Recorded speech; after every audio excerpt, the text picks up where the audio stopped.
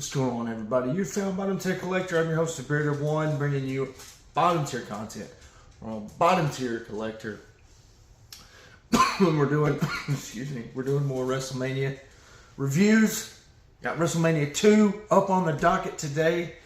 A WrestleMania that largely was WWF going too big, too grand.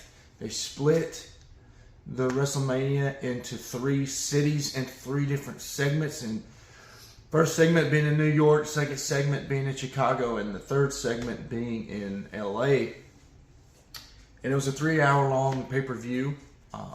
People are probably going to get gassed at that point. I would imagine there were many problems with this pay-per-view. However, they tried to make the whole thing a huge spectacle. Now, due to them breaking it up and making it such a long pay-per-view, I'm going to do you guys the favor of breaking this video up. You know, I've got so many notes here, and I just don't want to burn you guys out. I'm going to put, now I'm not an expert at doing the chapter markers, but I'll put a pause clip in there so you guys can take a restroom break or a bathroom break and come back, or you can come back the next day or whenever you can watch this. So in the first segment, I'll do all of New York. In the second segment, all of Chicago. And then obviously in the third segment, all of LA. Let's get down to business. So in the introduction, I put, this appears to be more of a spectacle than the first WrestleMania. I stated that just a minute ago. Definitely obvious Vince McMahon here trying to build on WrestleMania 1, the success of it. I think he realized the financial success he created with WrestleMania. He introduced Susan St. James, who would end up being his co-analyst on the show. He had Ray Charles sing America the Beautiful, which I thought was much better than Gene Okerlund from WrestleMania 1. I wrote the production seems much better this time around. Better cameras, better quality resolution. The sets were better where the analysts were talking. They didn't have Lord Alfred Hayes down there in the tunnel like they did on WrestleMania 1. They had different announcers this time around. They split up Jesse the Body Ventura and Gorilla Monsoon. I wrote this note before I realized they were both in the pay-per-view. I thought everything was filmed in New York. So I wrote that I missed Jesse Ventura and Gorilla Monsoon. They're both still in the pay-per-view, but they're split up. Gorilla Monsoon being in Chicago, Jesse the Body being in LA. But I really like the collaboration of Monsoon and Body the Ventura together. They just feel like the classic pre-Jim Ross commentary on a wrestling match. I love those two together. I don't care for Vince McMahon calling a match. He's not very entertaining to me. His voice doesn't recall all those great memories I have, like Gorilla Monsoon and Jesse the Body do. You know, they bring out more guest celebrities. I mean, they just make a whole spectacle of this thing. Joan Rivers, Daryl Dawkins, Cab Calloway, Gene Gordon Liddy, and some guy named Herb. He like trotted around the ring. His name was Herb. And yeah, supposed to know. I thought it was Herb Trimp from the comics, but it could be anybody. Who knows? I don't know who Herb is. But yeah, that was really the intro. Just making a huge spectacle out of it. And let's get into match 1. Match 1, Paul Orndorff, Mr. Wonderful. You guys might remember him from WrestleMania 1, returning face, versus Magnificent Morocco with Mr. Fuji. It's a slow start match. Typical strongman match, trying to out-muscle each other. A lot of locking up, physical exertion type of stuff. Not really methodical, just a slow match. I wrote both wrestlers have great physiques. You know, not many people had a better physique than Mr. Wonderful, and as great in shape as Morocco was, Mr. Wonderful just still looked fabulous. Confusing finish. There was a confusing finish with a random bell, so they were scrapping outside the ring. And the only thing I can gather from the replay is that Morocco hit Mr. Wonderful in the eyes, poked him in the eyes. But after the replay, it was deemed a count-out finish. They both got counted out. I just wrote, it was a very slow match, very flat. Didn't have a lot of time to build to get the crowd into it. And then the count-out finish would just stopped all the momentum. And really just, in an already flat match that needed some steam, needed some momentum, the count-out finish real early on in the match was pretty bad. Pretty bad. But you got to follow the rules at the same time. We're treating wrestling as sports in 86 at the time. You got to follow the rules. So that could be on Morocco and Orndorff's, that could be their fault. Next up, we got match 2, George the Animal Steel versus Macho Man with Elizabeth. This is for the Intercontinental Championship. They gave Macho Man a promo, and I won't say it was an all-time promo, but it was definitely a very good promo. And definitely Macho Man, hearing him on the mic anytime is great. Classic. Macho Man immediately resorted to showboating and opponent frustrating maneuvers. He starts the match off. Macho Man rolls out of the ring and runs around. It's almost like Tom and Jerry, the cartoon where Macho Man's trying to get away from George the Animal Steel, and for like a minute or two, Macho Man's just rolling out of the ring, running around the apron, and he'll crawl back in the ring when George almost catches him, and it just frustrates George, gets into his head. Savage did a great job of making George Steele look menacing. I saw George Steele and I was like, oh God, another one-off guy that doesn't really matter from the 80s. And probably a squash match, even though he looks bigger, much bigger than Macho Man. It's probably a squash match, right? Well, not exactly. Macho Man did a great job of making George the Animal Steel look good, look menacing.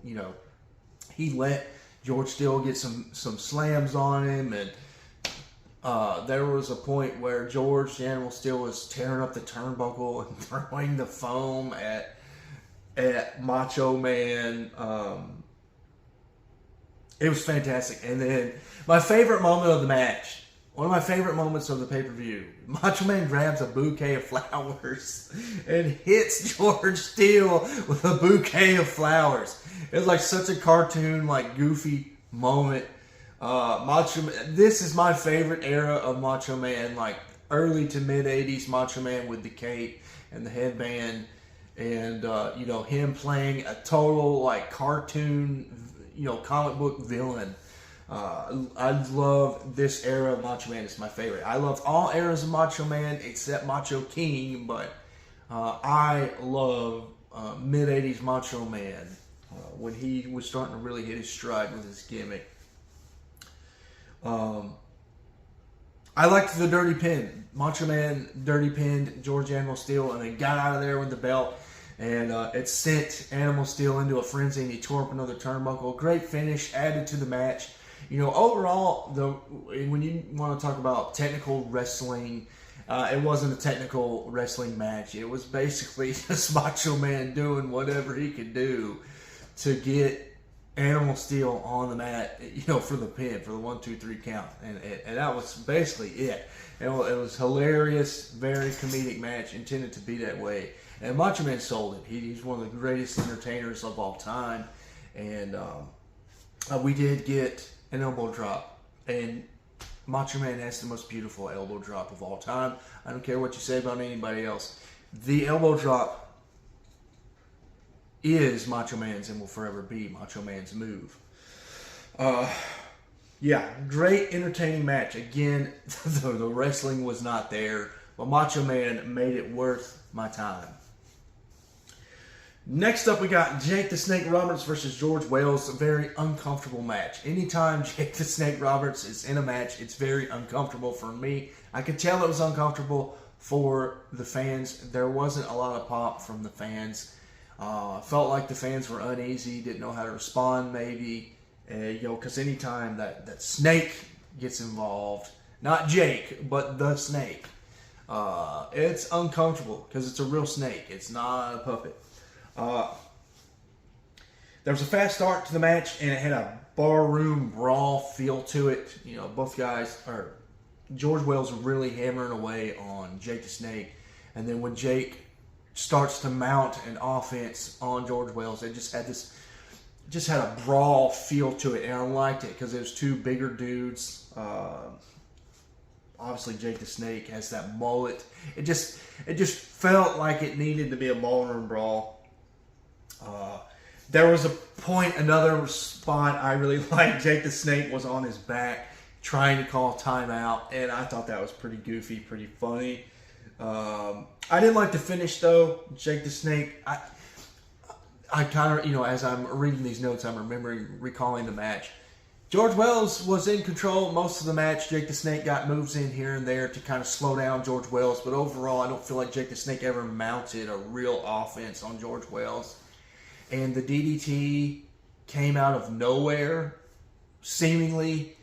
And then George Wells did the job for Jake the Snake and gave him the 1-2-3 count. And even though it's all about protecting the finish, and it makes the DDT look so powerful that it came out of nowhere and he got the 1-2-3 count, I can understand that kind of argument about that DDT getting Jake the Snake the 1-2-3 pin. You don't want every single match finish to kind of have the same feel to it. I get all that. You want to be different, and sometimes you pop a finisher out of nowhere and it works, and you need that to have a variety of finishes for a wrestling match. I understand all that, but still, it just felt to me like Jake the Snake didn't earn that finish. It just felt kind of cheap, like Jake the Snake was ready to get out of the ring or something and pop the DDT, got the pin, and that was the end of the match. Because George Wells, I think for me, why it felt like Jake the Snake hadn't earned the finish is George Wells controlled most of the match, and then it just kind of stopped at the DDT. And it just didn't feel like that was enough to stop George Wells. That to me is not protecting the finish. It doesn't make the finish look good, in my opinion. The finish is supposed to be something that finishes somebody off, not stops them in their tracks. Just in my opinion. I liked Jake choking Wells after the bell and then using the snake to choke George Wells out. That was real menacing. We even got like spit or foam coming out of George Wells' mouth. It was just real uncomfortable. But there was no pop from the crowd. And I understand the crowd was uncomfortable. I understand the crowd was definitely worried for George Wells. But it still felt like there was no pop from the crowd. There was no heat. There was no booing for Jake the Snake.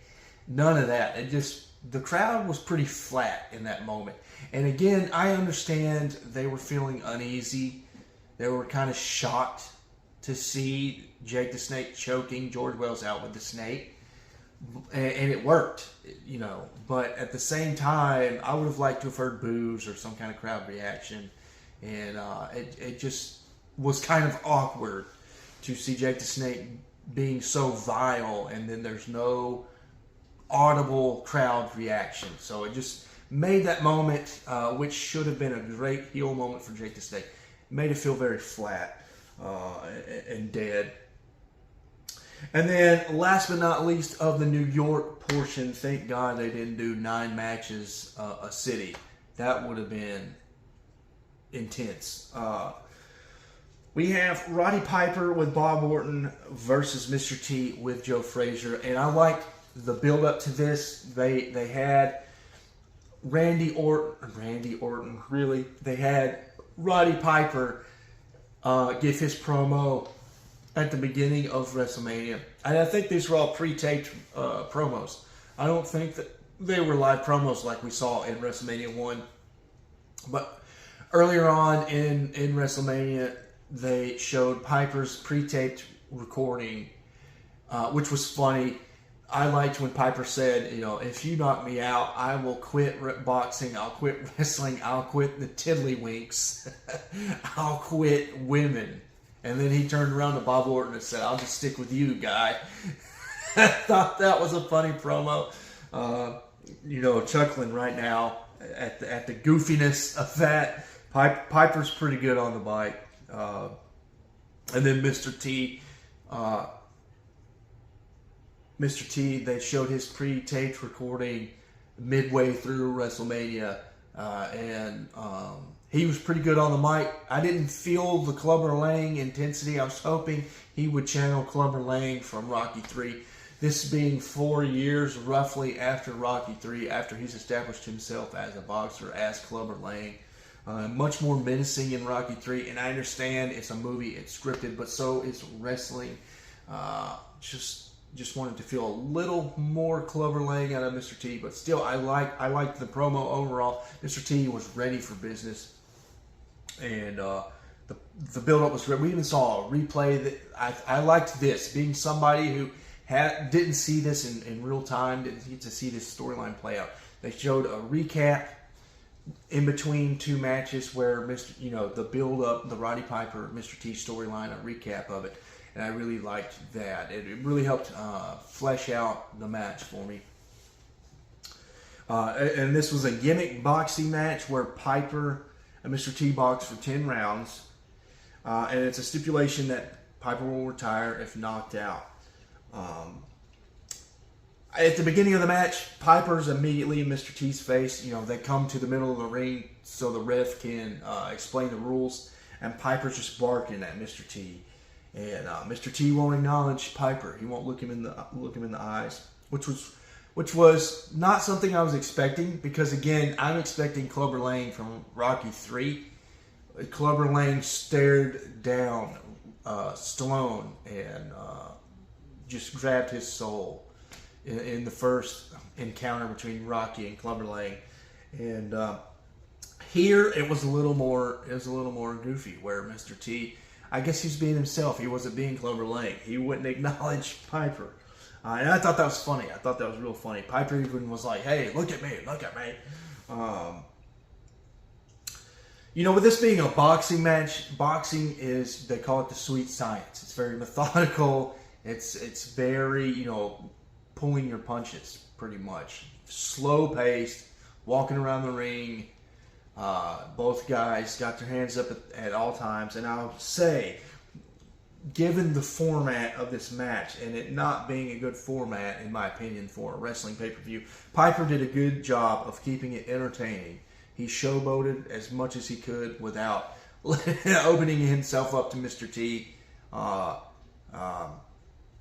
Definitely made Mr. T look good as well when Mr. T was on offense, selling the punches and the hits.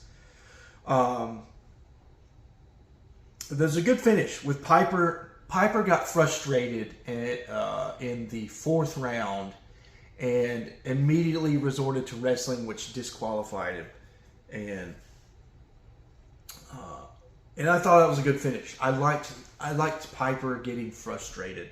It just kind of showcases the personality of Piper and how impatient he can be, how hot he's a hot rod, how hot-headed he can be, right? Overall, I thought it was a fun experiment in boxing. I think it was designed to make Mr. T look good, in my opinion. After seeing WrestleMania 1 and what Mr. T could do in WrestleMania 1, all Mr. T had in his bag of tricks for wrestling was a couple body slams. Clearly, Mr. T didn't know how to wrestle. So, in my opinion, I don't know if this is really why they did a boxing match. Maybe it was just Vince McMahon experimenting, trying to pull in boxing fans. Not sure. Maybe he's trying to recall back to Rocky III and Clubber Lang. Maybe he's trying to capitalize on that. Not exactly sure. But I personally think they went with Mr. T's strengths, which was boxing, and figured Piper could make the boxing match entertaining enough to keep the wrestling fans glued into the match. And I thought overall it was a good singles match, and Mr. T did good. I liked that, Mr. T let Piper knock him down for a little bit, and Piper got all over him. Piper got up in Mr. T's face when Mr. T was in his corner in between rounds, and then when Mr. T mounted his offense, Mr. T at the end of the bell. Mr. T got in Piper's face, so we got a really good back and forth, really good entertainment factor. But I'll say, even though it was an entertaining, fun boxing match, I don't need to see that again. Boxing is just too slow for wrestling. I love the sport of boxing. I'm a big Deontay Wilder fan. When it comes to current boxing, when in 6th grade, when I was like 11 years old, 12 years old, I was reading biographies of Rocky Marciano, Joe Frazier, Jack Dempsey. My 6th grade reading project was on Muhammad Ali. So I think it was about Muhammad Ali and the Sonny Liston fight. So I love boxing and the history of boxing, don't get me wrong, but when I turn on WrestleMania, I want to see wrestling. I want to see, a lot of intensity, a lot of passion, a lot of energy, and boxing just kind of is a break from all that energy, and I don't need to see that again. Overall, I thought the New York portion was solid, not great. Again, the Paul Orndorff in Morocco was kind of just a flat garbage match. In terms of wrestling, George Steele and Macho Man was a trash match. But in terms of entertainment factor, my God, they entertained the hell out of the crowd. They entertained the hell out of me. I loved the match, and I'll give it the pass on the wrestling. And they got a couple moves in there, the elbow drop, a couple body slams. I think Macho Man got a headlock in there. But overall, it was just like Tom chasing Jerry. And I loved it. I loved every minute of it. And that's what counts, the entertainment factor, right? Because it's just sports entertainment. It's not real sports. I feel like Jake the Snake Roberts and George Wells was a little flat. It's always uncomfortable when Jake the Snake comes in with that snake, and I get it. But part of what makes wrestling so great is the fans, and that everybody was just so uncomfortable. Didn't get a lot of pop. Didn't really care for the match overall, even though parts of it were okay. And then the main event was again a fun experiment. Just don't need to see it again. So, the New York portion was okay. It had bad matches, had flat matches, but they had some bigger names that I recognized from the past, which I enjoyed seeing them on camera. And, it got the job done, I guess. I'm going to put a pause here, so we'll have a word from Mr. Arnold Schwarzenegger, our T-800 Terminator, and we'll get back to you with the Chicago portion of WrestleMania.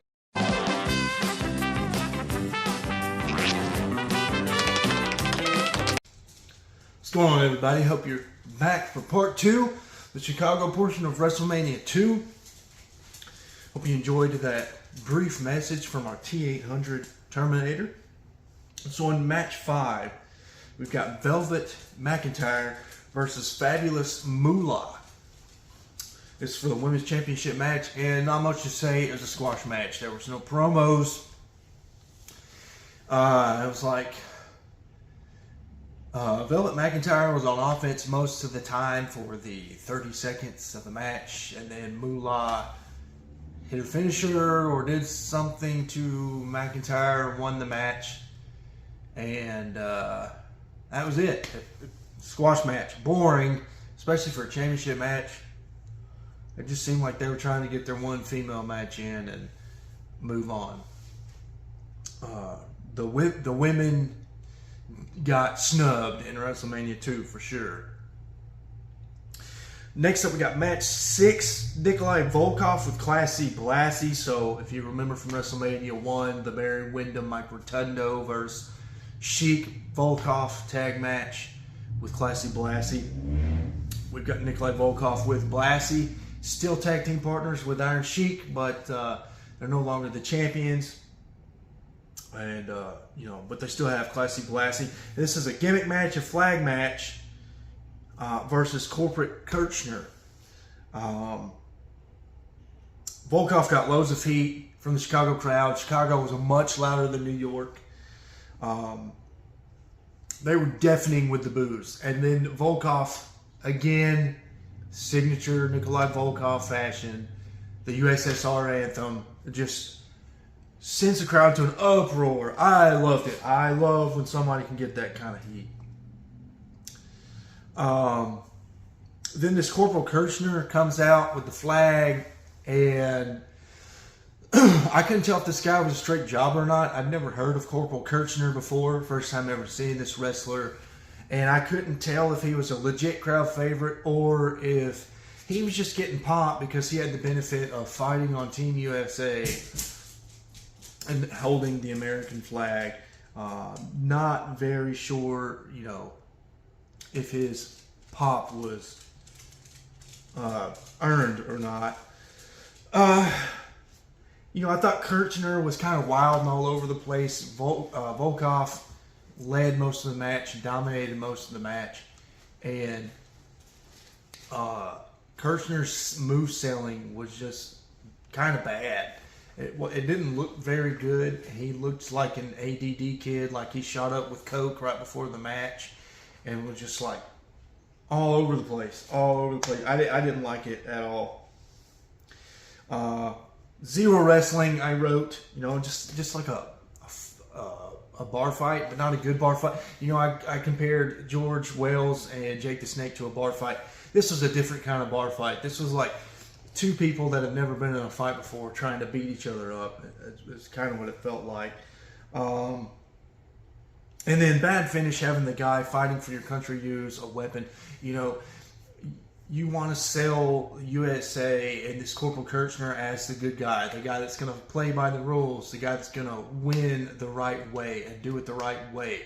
He's not going to stoop to the level of the USR, those bad commies. And then here he is grabbing Blassie's cane and hitting Nikolai Volkov over the back. Bad finish. I don't mind Kirchner winning, but he never mounted much offense, and it just seemed like I'm going to lose this match if I don't use a weapon. And to me, that's not really how you want to portray the babyface in this match. You kind of want to see the babyface mount some offense and give that bad commie like some good old American power. You know what I mean? Like make him fear the good old USA, the red, white, and blue. Punch him with the fist of liberty, that kind of thing. And it was a cheap win. Didn't like it. No wrestling, and we're moving on. This was billed as the main event, although it's not the last match in Chicago. We had a 20-man battle royal with Dick Butkus as a special guest referee. I'm not going to name everybody. There was a cute promo before the battle royal between, I believe it's Big John Studd, who I'm becoming a fan of, I really like this John Studd guy. And the Atlanta Falcons player, Rookie of the Year. Let me see if I wrote his name down.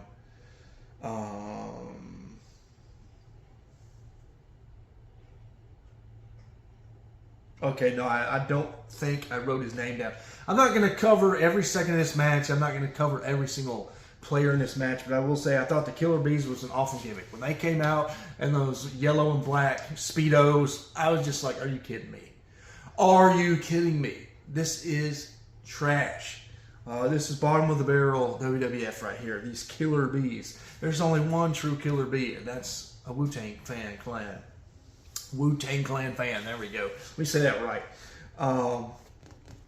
I was shocked to see the Hart Foundation playing heel on their way to the ring. They got a lot of heat, a lot of booing, and I consider Bret Hart the Clark Kent, the Superman of wrestling. Very clean on the mic. One of the worst moments I consider in all of wrestling, and don't kill me, Fanboy Prime, but Stone Cold Steve Austin's like really just hammering at Bret Hart, on the mic. This is like 1997, leading up to their title match, I believe. Stone Cold's just spitting at him. And Bret Hart's on the Titantron, and he's like, "You're messing with a lion, Stone Cold Steve Austin." And I'm just like, "This is Bret Hart. This is Bret Hart on the mic. Like, really? This is awful." But anyways, I'm used to that kind of Bret Hart, like very clean, very family friendly, tame on the mic, very, that kind of guy. All around, I want to say all American, but he's Canadian. The all Canadian guy that all the kids and all the, clean cut fans, want to root for. But taking it back to this main event in 1986, he's playing heel here with Jim Neidhart. And that was very interesting to see, Bret Hart booed. I'd never seen Bret Hart booed before. I consider him the ultimate babyface in wrestling history. Pleasantly surprised to see Bruno Sammartino in the match. I've never seen Bruno Sammartino wrestle, so I know it's past his prime. I know he's like not even on the roster, not under contract. He's just here for a paycheck. William Perry, the refrigerator, this being in Chicago, and them having NFL players, they had the refrigerator there, part of that famous 1985 Chicago Bears defense that dominated the NFL and helped them win that Super Bowl in 1985. He seemed ready for the WWF. He got in his entrance. He walked up to the turnbuckle, got up on the turnbuckle, and cheered on the crowd. And then when he jumped into the ring, he got in Big John Studd's face, and they had a little trash talk moment. I liked that. Refrigerator should have considered professional wrestling. He seemed ready for it, and most of the wrestlers, most of the football players seemed out of their element for sure, which obviously they would. I wrote I couldn't believe they had room in the ring for Andre.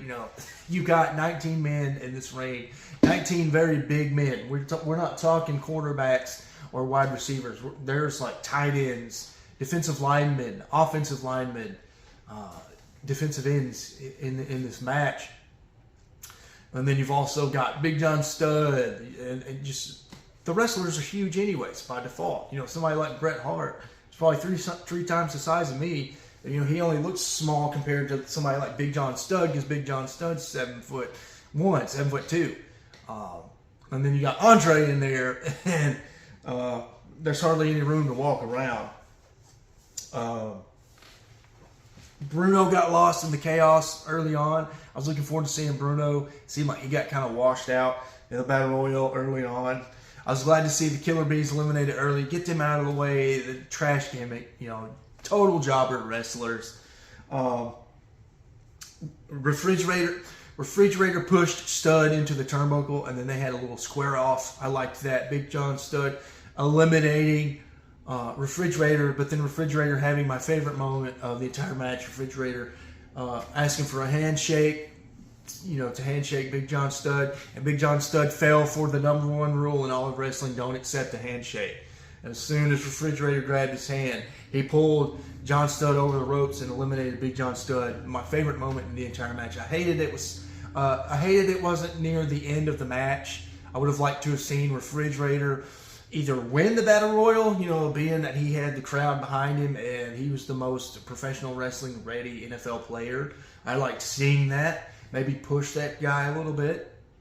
Give him his moment in the sun. Maybe give the fans what they want to see. So I hate the timing of that spot, but I love the spot nonetheless. And then I didn't like the final three guys being Bret Hart, Jim Neidhart, and Andre the Giant. Now, just because I didn't like it doesn't mean I can't understand it. I do understand why they ended up being the final three wrestlers. Bret Hart, Jim Neidhart being Hall of Fame wrestlers.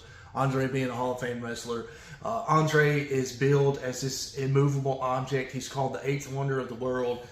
That was really the whole gimmick with Andre, is how huge and hard to fight he was.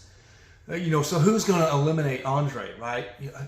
There's nobody in that ring other than Big John Studd who can take out Andre, and the Refrigerator took out Studd. So I get why Andre was at the end. And then Bret Hart and Jim Neidhart being, again, Hall of Fame wrestlers, they're going to be good enough, they're going to be smart enough to tag team and work together and work their way to the end. So it made sense, and I wouldn't fault anybody for liking how that Battle Royal played out. just for me personally, I would have liked to have seen, me being a John Studd guy, I would have liked to have seen Refrigerator and Studd be there at the end. But, it is what it is. It played out the way that made the best sense for the Battle Royal, I think. And I guess it was kind of cool to see Andre put Bret over the top ropes, but it just seemed overdone. This is only my third Andre the Giant match I've ever seen. And I just feel like it was just all about Andre. Anytime Andre gets in the ring, I feel like it's all about Andre. What can we do to make Andre look good? The fans love him. He's our moneymaker. And he got popped when he won, whatever, Andre, I respect his legacy, his history. I think it's cool that he's very celebrated in wrestling, but just for me personally, not being the biggest fan of Andre, would have liked to have seen somebody else win the Battle Royal other than Andre. But it just seemed like, once again, here we go. Andre wins the match,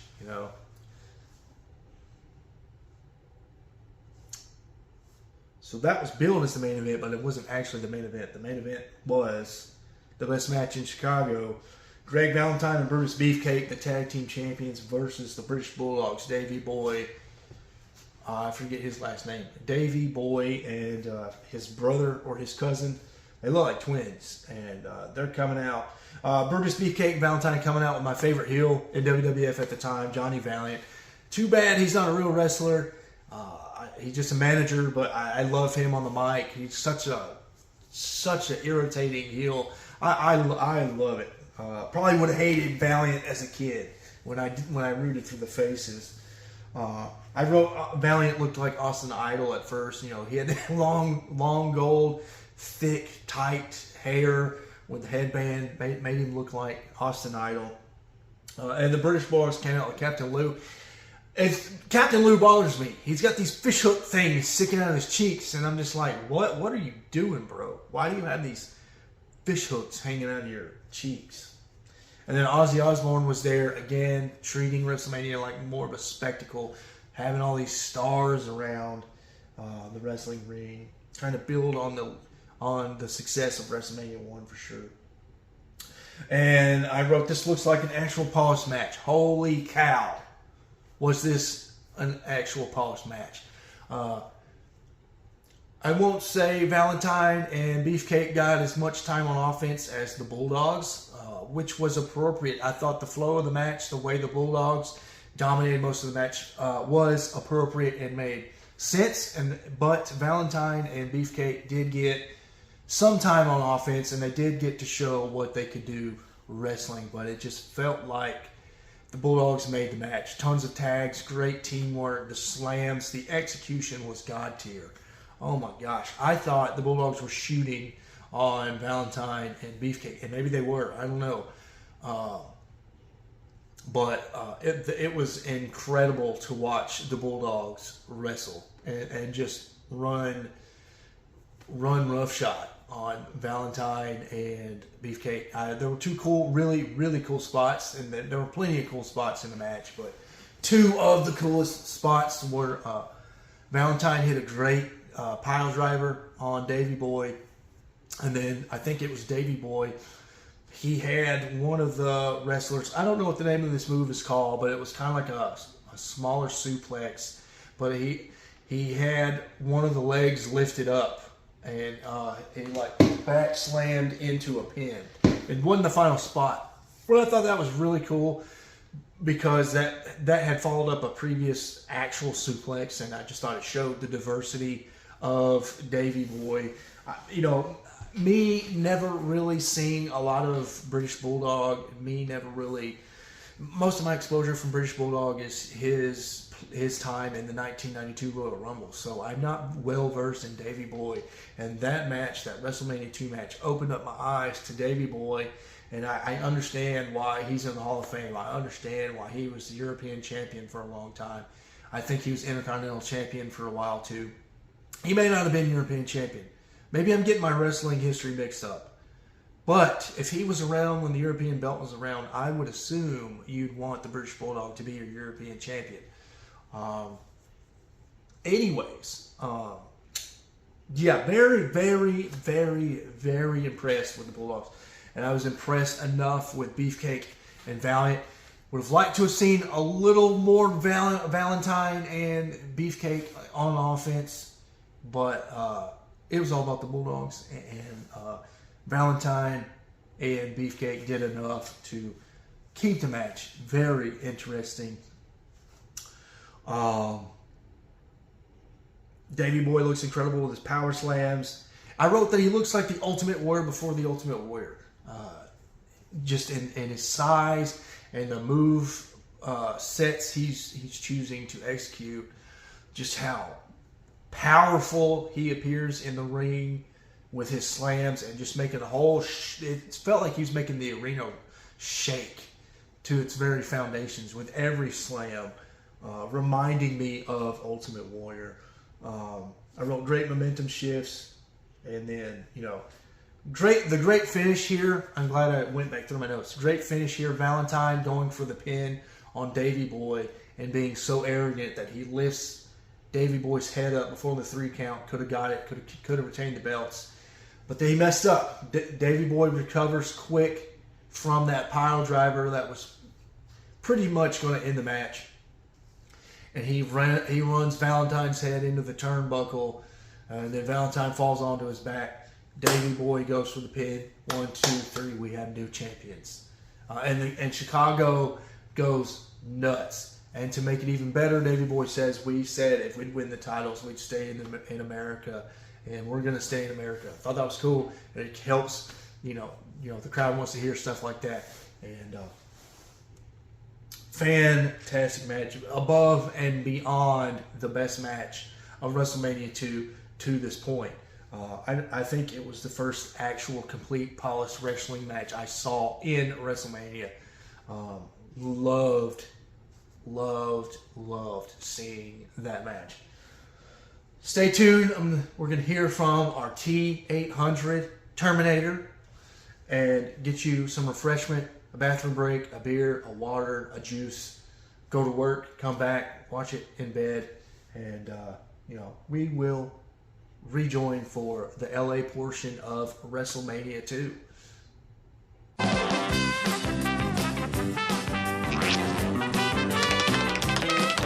All right, guys, it's me, the Bearded One, and I'm back to give you the LA portion of WrestleMania 2. Are you having fun? Are you enjoying this review? If you made it this far, I say this sometimes. God bless you. Thank you for entertaining me and allowing me to express my opinions on WrestleMania 2. It means a lot that I can do a video like this and somebody out there wants to watch it. All right, sentimentality aside, let's get into the LA portion of WrestleMania 2. First up, we got Ricky Steamboat versus Hercules Hernandez. And what I want to say right off the bat, before we get into the match, I noticed the crowd in LA was a lot farther away from the ring, and with the crowd being so far away from the ring, and then also this being 86 where they still black out the fans, which I like. I prefer that. I like when the fans are blacked out. It made it seem like the arena was largely unattended. It really, and then for a lot of LA, not to spoil too much, but for a lot of the LA portion, the crowd wasn't really energized yet. But yeah, we have Ricky Steamboat versus Hercules Hernandez. A much better match for Ricky Steamboat than he had in WrestleMania 1 with Matt Bourne. I wrote another one of the few complete matches of WrestleMania. Yeah, so everything was dirty finish or a count out or, something, a DDT out of nowhere. Something happened that would just stop the momentum of the match, end it early or whatnot, and, until that great tag team match in Chicago. And so it was nice to see Ricky Steamboat and Hercules get a full, complete match. Both guys got to share a little bit of offense. I wrote that it was, what did I put? Hercules provided a nice complementary contrast, strongman wrestling style. You know, so a lot of bullying moves, a lot of trying to out physical Steamboat, a lot of power moves, a lot of that brawling style, but not bar fight style. It actually looked calculated. And then Steamboat had a more technical style. Steamboat at this point, I've seen 3 Steamboat matches now. Steamboat is beautiful in the ring. Oh my gosh. I definitely have to agree with any Ricky Steamboat apologist.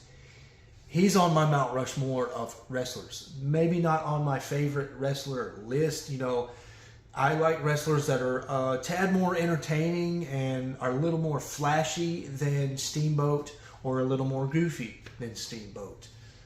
I just don't really get into the clean cut, square, straight man, babyface guy. But I cannot deny the skill Steamboat had. He's just like watching water flow in a river with his wrestling moves. He's so smooth and fluid with his wrestling. He can sell moves with the best of them. He can execute moves with the best of them.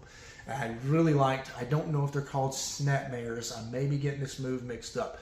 But there was a spot where Hercules is coming towards Steamboat, and Steamboat kind of scoops under the shoulder and then flips Hercules over his body.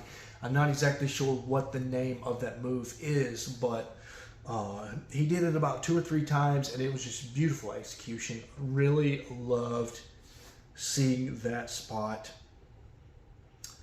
And Steamboat went to the signature crossbody for the pin. Loved it. I love seeing Steamboat in the ring. He's a pleasure to watch. Next up in match 10, we had Adrian Adonis with Jimmy Hart and versus Uncle Elmer. What in the ever-living... Excuse me, let me quote The Rock. Who in the blue hell thought of this? Oh my God, what a dumpster fire. Oh my God, Adrian Adonis. They show Adrian Adonis making his way to the ring, prancing and garnering boos from the crowd. That was funny, but it wasn't great. I could tell right away he was a flamboyant character, didn't really understand the gimmick. And then Uncle Elmer, straight up hillbilly coming out to bluegrass music. How in the world was Uncle Elmer a crowd favorite? I mean, he was clearly over with the crowd. The crowd loves Uncle Elmer. Surprisingly crowd favorite, I wrote. Can't believe this guy was over, I added. I laughed at how bad the gimmicks were. And I wanted to like this match out of being ironic, you know, so bad I like it kind of thing.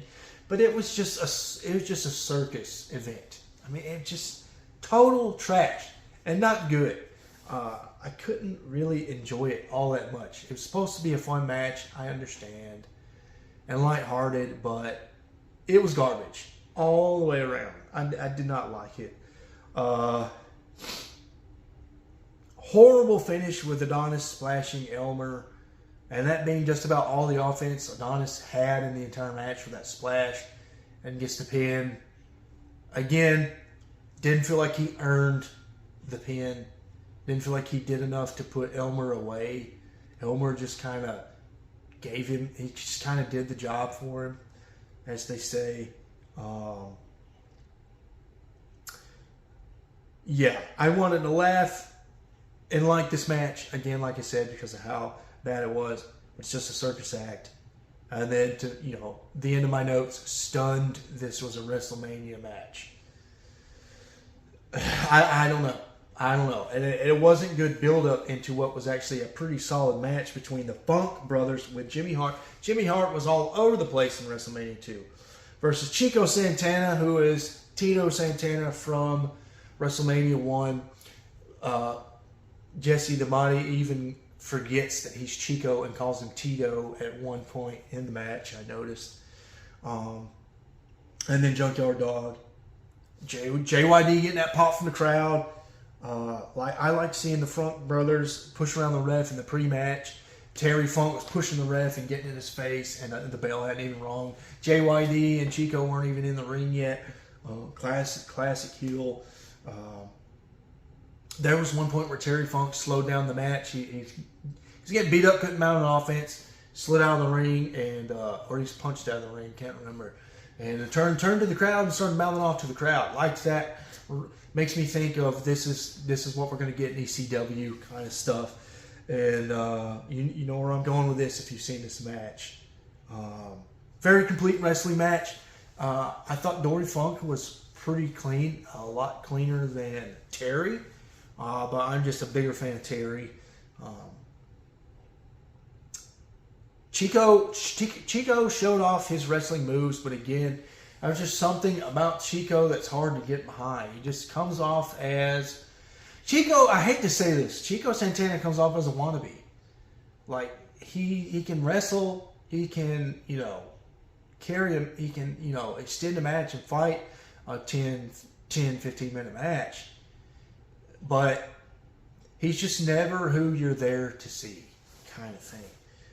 And I hate that for Chico because I don't know if it's deserved. Seemed like the guy puts in work, but they just something about his look, something about his gimmick. It's just very generic, and he just comes across as a wannabe. I thought the Funks did a great job of both being a bullying around JYD and Chico, and both playing fodder to JYD, letting JYD get the crowd going and mounting offense. And there was a point where a brawl kind of broke out outside the ring. A Junkyard Dog power slammed Terry Funk onto a table, breaking the table. And I was not expecting that at all. That was cool. I love hardcore wrestling, so to see in 1986 somebody get put through a table, back then if you got put through a table, that was pretty significant. And it was awesome seeing that. I liked when JYD pulled Jimmy Hart up by the hair onto the ropes and he slapped him. It got a lot of pop from the crowd. And then I like the finish. Terry Funk using Jimmy Hart's megaphone over the head of JYD, and that knocking JYD clean out. He just hits the snooze button. And Terry Funk gets the pin. Liked the dirty finish. It made a lot of sense. Terry Funk and Dory were pretty much going to lose the match unless they did something unusual to turn the tide. And that megaphone happened to be it. And they were definitely playing heel, so it made a lot of sense that they used the megaphone. Got a lot of boos, a lot of heat from the crowd, and overall I think it was good. Great to see another solid match out of WrestleMania 2. The main event, Hulk Hogan versus King Kong Bundy with Bobby the Brain Heenan. Strap in, guys. This is going to be a doozy of a review on this match. It's a gimmick steel cage match. Hogan promos and the vignettes were great. A lot of energy, a lot of momentum building into the match. Bundy was surprisingly good on the mic. I thought I was reading on Bundy after my WrestleMania 1 review, kind of reading on his career. I'm surprised at seeing how good and entertaining he was on the mic. I'm surprised that Bundy's career didn't last longer. Maybe it was just his time came and went. I don't know. But I was really impressed with Bundy on the mic because I don't think I heard him much at WrestleMania 1. I think his promo was pretty short on WrestleMania 1. I was unimpressed with the steel cage, not the steel cage match per se, but I was unimpressed with how the steel cage looked. Being an Attitude Era kid, I'm used to those super high cages, and the cage they used in this match. Granted, it's 86, I understand, but the cage wasn't that tall. It didn't feel that menacing. These days I'm used to the Elimination Chamber, the Hell in a Cell, the 90-foot cages, and this cage just paled in comparison to what I'm used to. Deafening boos for King Kong Bundy. The LA let King Kong Bundy know whose side they were on. Really liked hearing the crowd boo for Bundy. I thought it was cool when Hogan was coming out to the ring and he got on top of the turnbuckle on top of the cage and sat on top of the cage and did his shirt rip on the top of the cage. That was cool. That was an iconic moment that I'm sure has been highlighted before in a Hogan highlight reel. I didn't like the pacing of the match. It felt too much like Bundy was just trying to get Hogan off of him and do an avalanche or do a power slam and just put Hogan down and get out of the ring. And there was just attempt after attempt of Bundy trying to get out of the cage. It felt like Bundy really didn't want anything to do with Hogan. I understand Hogan's the face. I understand Hogan's the champion. I understand you want to make Hogan look good. That doesn't bother me that Hogan won the match. It doesn't bother me that Hogan got a lot of time on offense and looked pretty good at it. What bothered me is they didn't make Bundy look menacing. The way the match flowed was awful, in my opinion. You have all this build-up. They even showed a replay, which helped me out. This build-up of Bundy hurting Hogan's ribs. And then you have the vignette of Hogan working out and struggling, to get through workouts because his ribs are broken or bruised or whatever. And they talk about it in the promos. Bundy even says, fire up the ambulances. And then, we're in a steel cage. Hogan can't get out. He's got to stare down Bundy. He's got to, in my opinion, this is all build up to a match where Bundy's gonna. I was expecting this. Bundy would be punishing Hogan. Bundy's built. His name is King Kong. He's supposed to be this big, dominating wrestler. Part of his gimmick is he's in squash matches, and I also read on his career he'll ask for a 5 count to show how dominant he was in a match. And it just seemed like they just got away from all of that. They just did not care about Bundy and who his character was. This match did not work for Bundy at all. It was all about Hogan. It was all about making Hogan look like this superhero. It was just a revenge match. And I could, you can have a Hogan-Bundy revenge match on, it wasn't Monday Night Raw. It was 1986. Saturday Night Main Event or whenever wrestling came on. The way this match was, it felt like the match that should have happened the next week after WrestleMania 2. The way, they say don't critique matches, don't critique stuff if you don't have a solution. Well, I do have a solution. I would have had Bundy dominate most of the match. I would have made Bundy look menacing. I wouldn't have had Bundy try to exit the cage at all. I would have had Bundy want to stay in the ring. I would have had Bundy want to destroy Hulk. Another thing they missed, no continuity with the ribs. They completely ignored Hulk's ribs. Bundy even ripped the tape off of Hulk's ribs and still, his signature move is the avalanche. There was no, maybe there was 1-2 avalanches period. I would have had Bundy avalanche Hulk over and over and over and really drive those ribs. And I could tell this is the point where the hulking up gimmick is starting to take place. Hulk is starting to get comfortable with the hulking up spot. You could have had the spot where, Bundy's torturing Hulk and they had Bundy bleeding. I would have had Hulk be the one bleeding, in my opinion. I would have had Hulk bleed. And I would have had Hulk just in his last hour Hulk up and mount an offense and come back and just really use the face and the heel like they're supposed to be used. Let the heel drive the match and just have your face just come in and win the match and look good at the end. Now that formula doesn't always work, but I think it should have worked here in this match. That's what it was building to. A character named King Kong Bundy is getting into a steel cage with freaking Hulk Hogan, the ultimate face of professional wrestling. Why would you not have Bundy drive that match? A huge missed opportunity to see this match play out as just a simple revenge match, to see Bundy just do a couple moves to Hogan, get him dazed and confused, and then immediately start going for the door. That's just terrible, terrible match flow. I don't know if it was scripted that way. I don't know if there was politics involved where Hogan wanted to look good.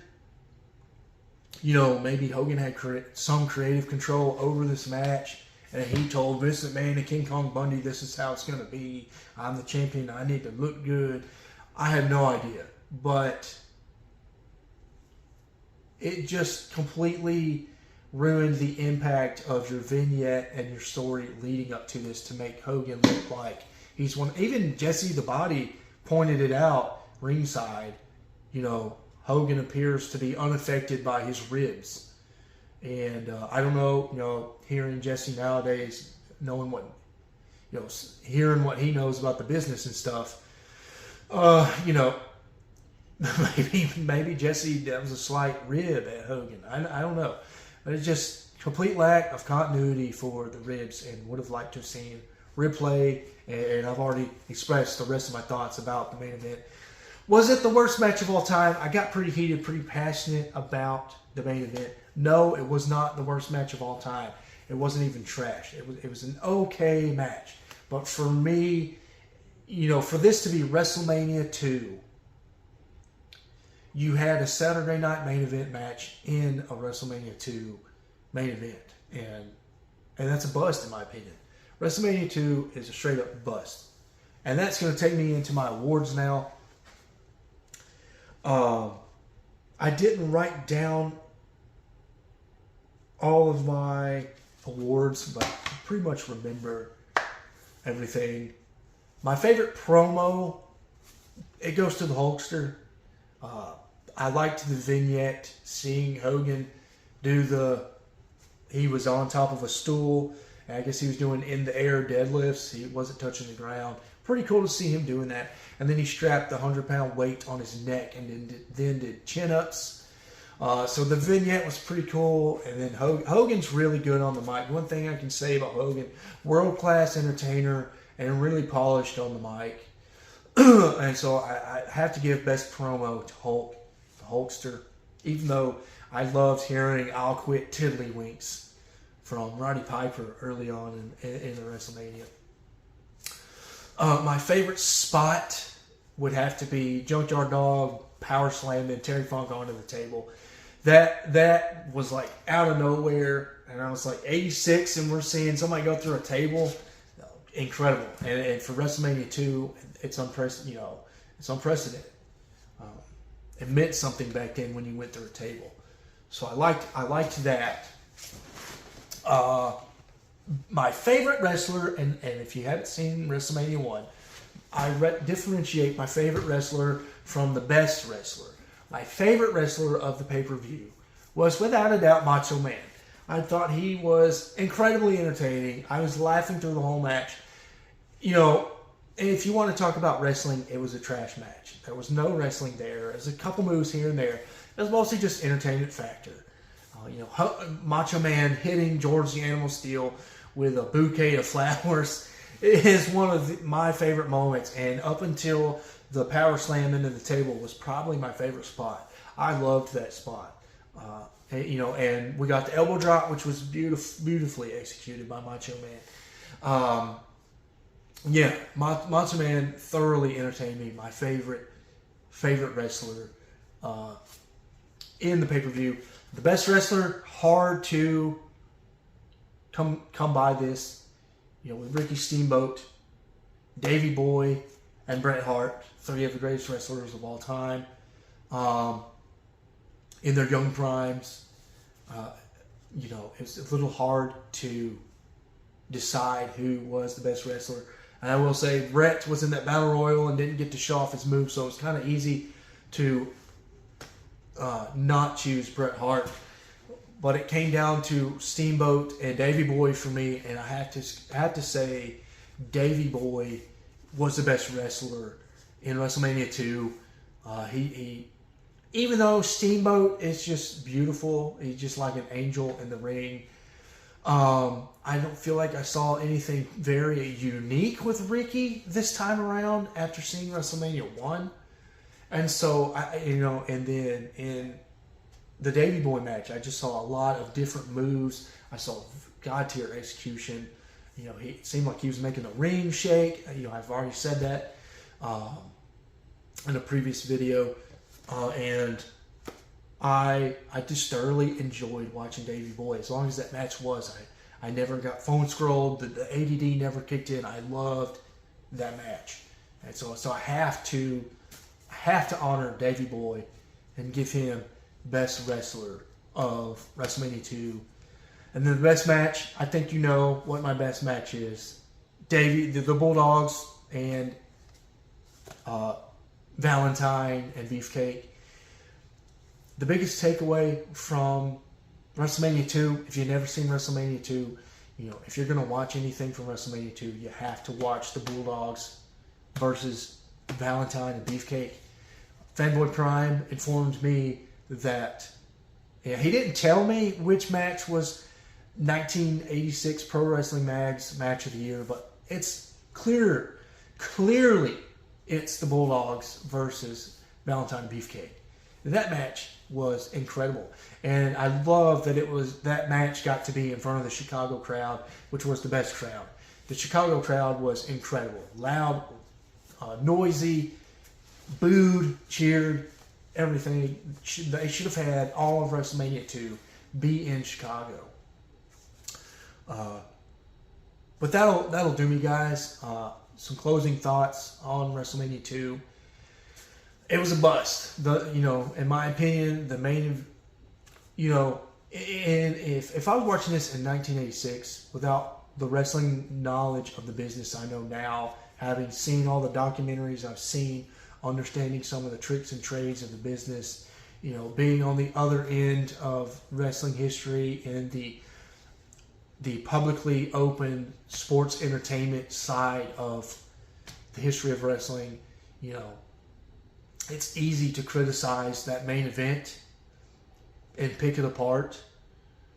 But who knows, if I was a little kid in 1986, I probably would have cheered on Hogan and loved that match. Just like every other kid did in that crowd. They got a lot of pop. It sounded like the fans left feeling satisfied with Hogan winning. And maybe in 1986, that's all it was about. That's all anybody wanted to see was Hogan drop the leg and win the match. But for me, and what I look for, if I'm actually looking for a complete wrestling match and not just to be entertained like I was with Macho Man, I think they should have gone a different way and should have honored the storyline. They should have honored the continuity a little better than they did. They took a lot of liberties, and I didn't like that. And I've said this. I said this in the WrestleMania 1 video. If your main event isn't a success, then your whole pay-per-view is not a success. And to me, even though Roddy Piper and Mr. T was fun and a success, even though the Battle Royal, which was billed as the main event, was technically a success, not by my standards, but the fans loved it. The fans love Andre, and it made sense that Andre won. So even though I didn't like it, I still had to respect it, right? Because it made sense that Andre won. Even though the first two main events were a success, your main event, your Hulkster versus King Kong Bundy, just didn't hit all the notes it should have hit to really be. I don't know if WrestleMania 2 could have been an all-time WrestleMania if that match had hit all the notes, but it would have been an all-time Hulk Hogan match, in my opinion. It would have been one of his greatest matches of all time if King Kong Bundy had been made to look a little more menacing in the ring. There were many squash matches. There were many quick finishes. There's a lot of trash to wade through, and it was just too much. It was extra, and I just wonder if some of these matches ended abruptly because of TV time constraints. I wonder if they were on a time limit with the network that was providing WrestleMania 2, and maybe they had to end some of the matches early. I feel like Orndorff and Morocco had some gas in the tank. I feel like Jake the Snake and George Wells had some gas in the tank for a more complete match, and hated that. Hated to see the women.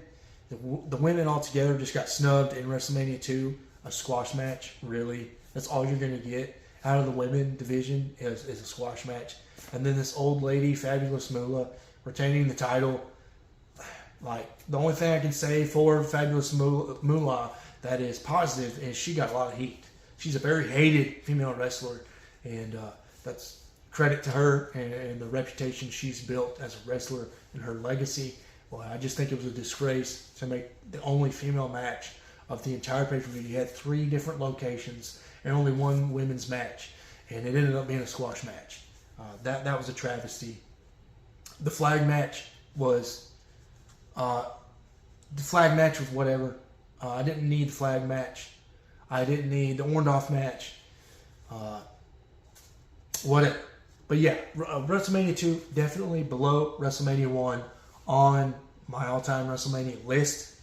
Stay tuned for next time, guys. In a week, I'll be doing WrestleMania 3. I hear it's a lot better, and I'm looking forward to it. It's the infamous Andre the Giant Hulk Hogan match. I think I've seen the finish before, but it'll be nice to see the whole match in its entirety. And looking forward to you guys watching my review of WrestleMania 3 in about a week. Thank you for watching this WrestleMania 2 review. If you think I have hot takes on WrestleMania 2, I know I was very passionate about some of these matches. Please feel free to disagree in the comments. I love to talk wrestling with you guys. I hope you're enjoying this WrestleMania series. And until next